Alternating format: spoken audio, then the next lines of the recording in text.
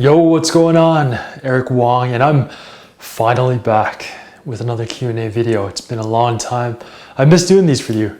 If you've been on my newsletter list, if you're on my newsletters list, you kind of know what's been going on and why I've taken such a long hiatus from putting out any new content, videos, exercises, workouts, that kind of stuff. But time to get back on track. So we're gonna jump right into it. No need to hesitate since I've been gone so long. Let's get right into it, all right?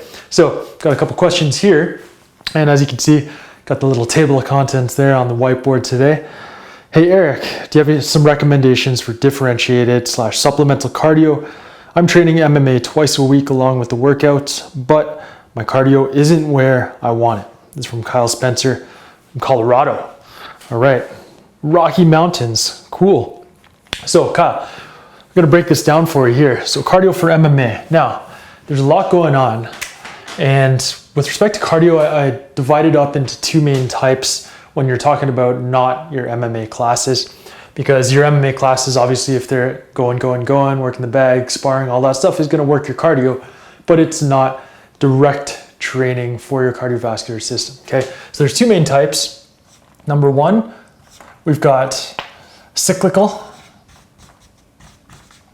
And this is anything like running, biking, elliptical, swimming, anything with like a repetitive motion. You're doing the same motion over and over and over, okay? And number two, what we have is acyclical, okay? And this is just the opposite. When you're not doing repetitive motions, this is kind of like, this is where you'd be doing anything, any kind of circuit training where you're doing an exercise and you move to the next exercise, like my cage cardio workouts or body weight fight deck workouts, all that kind of stuff. Any kind of body weight conditioning or any kind of circuit workouts would fall under this category, okay? So there's a couple different reasons why you'd want to do both. One is not better than the other. They're both beneficial, especially if you want top-notch cardio, okay? You've got to implement both. The cyclical, the benefit here is that it allows you to focus more on your aerobic or your cardiovascular system directly, okay? So this is like your heart, your lungs, your blood vessels, okay? These systems or these organs or these parts of your body are targeted more with cyclical cardio workouts. The reason why is because cyclical cardio workouts don't require as much muscular output, muscular energy, because you're going through this efficient cyclical motion. So there's a lot of blood pumping. You can get your heart rate up really high. You can get breathing really hard, but you're not limited by the muscular system in the output that you can do. Typically, you're limited more by your cardiovascular system. This is more, for mixed martial arts at least, it's more specific to the muscular group. So you integrate the muscles, the movement patterns that you use in MMA or any other sport with the cardiovascular system, okay? So the reason why you want to do both, obviously, is because we want to peak up that cardiovascular system while building strength and power through traditional weight training workouts. And then you do body weight conditioning workouts or any type of circuit workout like the cage cardio stuff that I've posted a lot about. And that becomes more specific. So that takes your high level of cardiovascular fitness and then helps it become more specific for the sport, okay? So that's why you wanna do both. Now, we can get really more complicated, but that's gonna be like a 2-hour video, and I'm not gonna do that right now. Plus, I've already put it all together in a program. That's why I put the Ultimate Strength and Conditioning Program together, the Ultimate MMA Strength and Conditioning Program. Shows you how to block, periodize cyclical and acyclical cardiovascular workouts combined with weight training workouts to get you into top fight shape, because it all works together.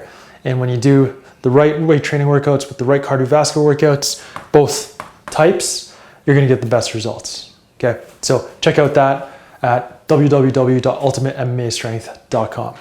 Now, hopefully that answers your question, my friends, and that gives you an idea of why you'd wanna do both and how to approach both. And one other tip, either way, I'm doing 2 to 3 of these types of workouts on top of your MMA training. Depends how much MMA training you're doing, depends how fit you are, but 2 to 3 is a good amount, and your workouts don't need to be too long for this stuff. This supplemental cardio stuff, at most half an hour for the most part, Okay, there's one little thing that you could do a little bit longer, but that's beyond the scope of today's video. All right, so don't do too much, don't overtrain. That's a big problem, avoid it. Now, I got the second question here. Rotator cuff tendonitis. Let me just pull it up on my handy question displayer, the iPhone. Hey coach, thanks for the mail. I finally got around to starting SFS yesterday. I'm starting with the forward shoulder routine. Felt comfortable afterwards and better posture. Cool. The reason I waited to start is that I have rotator cuff tendonitis. I had stopped all upper body strength training. I'm starting back again with some easy kettlebell clean and presses, push-ups, pull-ups, and rows. Wondering whether I should start your rotator cuff routine instead or wait until my shoulder is less sore. Many thanks. Adam Cotterill from Great Britain. Okay, so he's talking about the shoulder flexibility solution. That's a program that I put out, shoulderflexibilitysolution.com. You can check that out. Now, I don't think I need to draw up anything actually. What you need to do here is with the rotator cuff routine, I definitely suggest you start this routine up because if you've got rotator cuff tendonitis, what that typically means is you're already addressing postural issues. That's a good thing. Now you've got to make sure that all the muscles are working the way they're supposed to be working and for the functions that they're supposed to be doing. Okay. So the rotator cuff, those are very important stabilizers of the shoulder and the scapula. Okay. So the rotator cuff routine is designed to get all those muscles working properly, release tight areas, activate muscles that aren't working and are sleepy, and strengthen muscles to ensure that your shoulder, when it moves and it's not out of position and out of the socket. Because when the shoulder is out of position, muscles do work that they're not supposed to. And that's when you run into tendonitis because they're overtrained, essentially. One muscle group is overtrained because another muscle group isn't doing what it's supposed to be doing. Okay, so if you read through the rotator cuff routine that I include in the program, you'll see that I tell you to stop all weight training for a period of time as you're doing the rotator cuff routine, because that makes sure you're not screwing the fixes up that I'm helping you with through the rotator cuff routine with whatever weight training you're doing. Okay, and then when you get back to weight training, which I outline exactly when, you'll be good to go. And I outline exactly how to implement the weight training too. So you're starting off with just one exercise for push and pull each workout, and then you progress from there. All right, so Adam, that's what I suggest you do. Get started with that, and I guarantee you're gonna feel a shitload better. All right, so that was fun. Glad I'm back. I hope you're glad I'm back. Let's get some more good questions coming at me. Visit ericwongmma.com/ask, submit your question, and it could be featured and answered in one of these episodes. All right, so I will talk to you next time. Make sure you subscribe and hit up my sites, and I'll see you there. Peace.